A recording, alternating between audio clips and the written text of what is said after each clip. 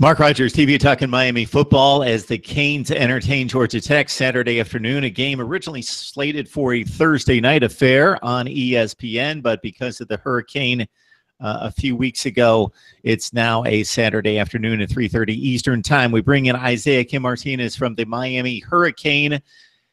Isaiah, how you doing tonight? Pretty good, Mark. How are you?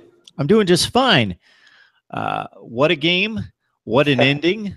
What a drive. And what an ending to a long, brutal, torturous series of late against Florida State, finally defeating the Noles in Tallahassee, this time 24-20. Kind of a sleepy game in terms of if you didn't have an investment in the game on either side, and we're just catching the game for entertainment value.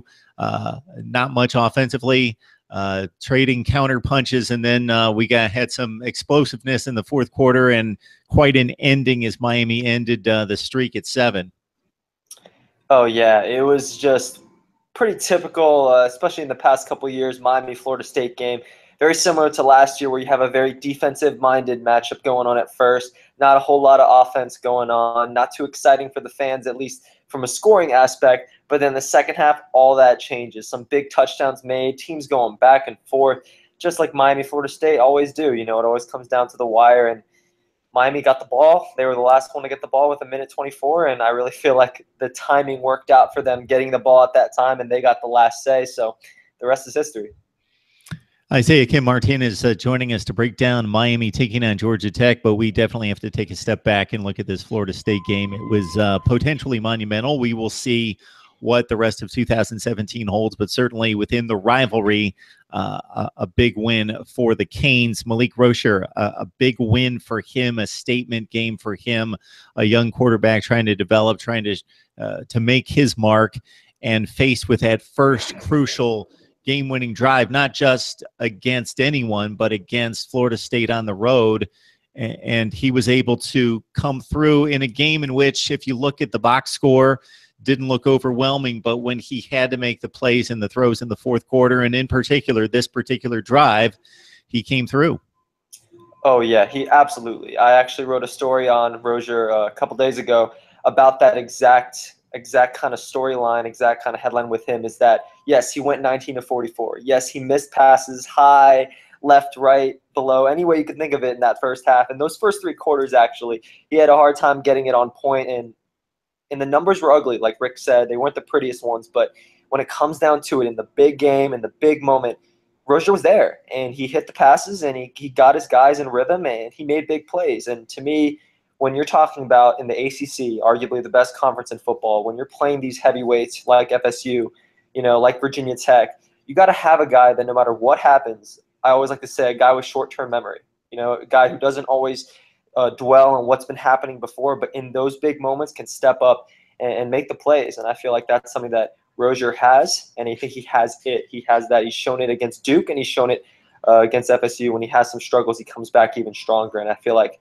that is one of the more important attributes for a quarterback who's leading this Miami team. And he has it, and he talked about it after the game. He told his offensive line, he's like, listen, if you guys give me the right protection, we're going to go down and we're going to score, I promise you. And a quarterback that says that and produces it, in my opinion, in my eyes, it means a lot.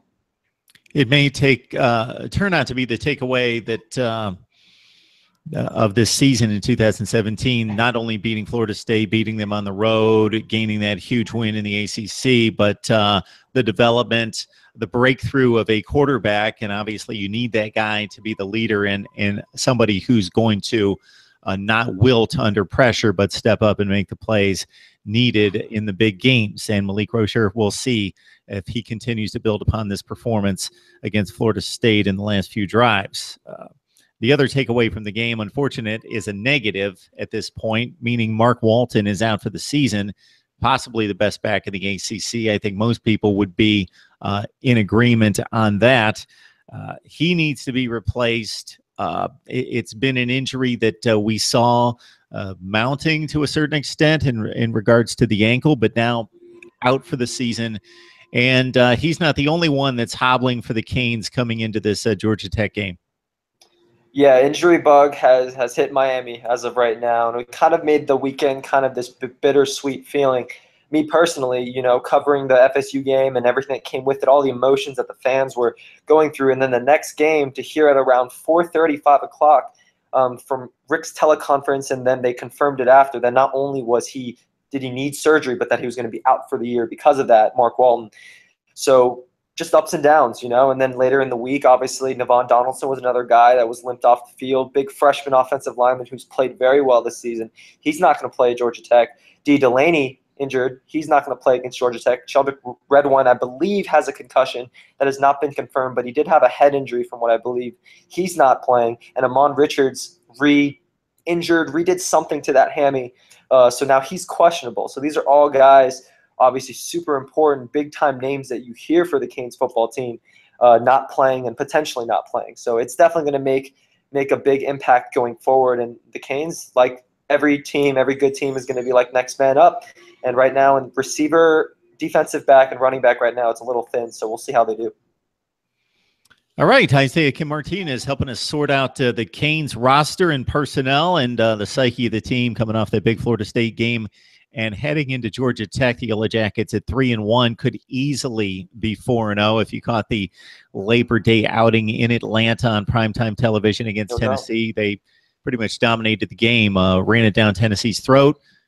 Big turnovers late in the game, one with what was looking like a 2-score lead at that point, and they pretty much blew the game against Tennessee in multiple overtimes there. But they bounced back with 3 wins. Now they're starting to hit the beef of the schedule. So Georgia Tech is the Georgia Tech that we typically know and love in the ground game, running the triple option.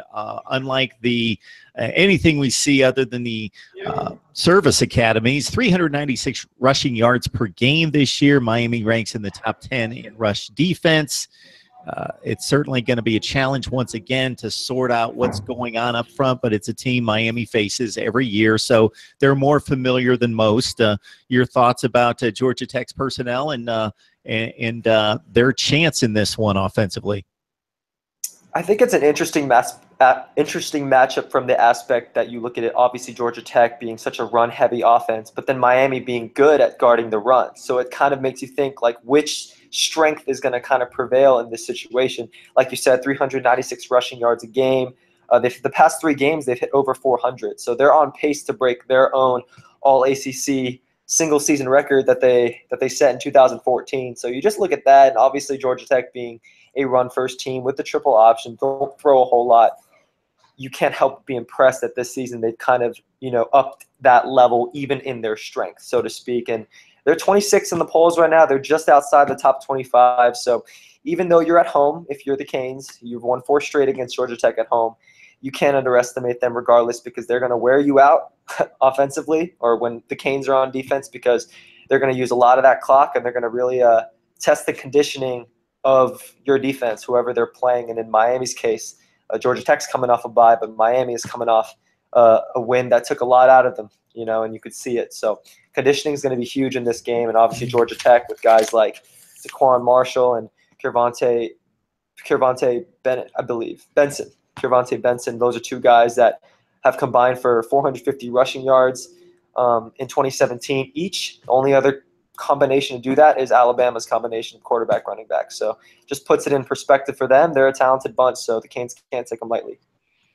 Yeah, the quarterback off to a good start through 4 games. This is his first year as the starter. Ted Roof's defense off to a good start as well, as Georgia Tech ranks in the top 5 in the ACC in defense, although team rankings at this point, before we hit the heart of the conference schedules, only mean so much. But Georgia Tech looks to be what they typically are. They're going to be a postseason team, but not necessarily an elite team, win 7 or 8 games, and Miami hoping that they don't pull a surprise in South Florida on a Saturday. So the Canes and Georgia Tech, do you ever make predictions on these games, Isaiah?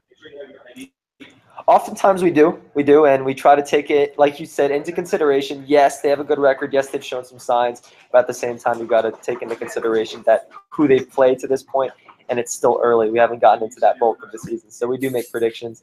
My prediction here is Miami will win by a considerable margin. Okay. Isaiah Kim Martinez. You can catch him at the Miami Hurricane on-site publication for the Miami Hurricanes, and the Canes obviously off to a great start, looking to gain another win in the ACC and in the Coastal against one of its chief counterparts there, and probably the Virginia Tech stands as the key game in the ACC left, and of course Notre Dame also waiting outside of the conference later in the year. All right, Isaiah, we appreciate you breaking things down for us. Thank you. Appreciate it.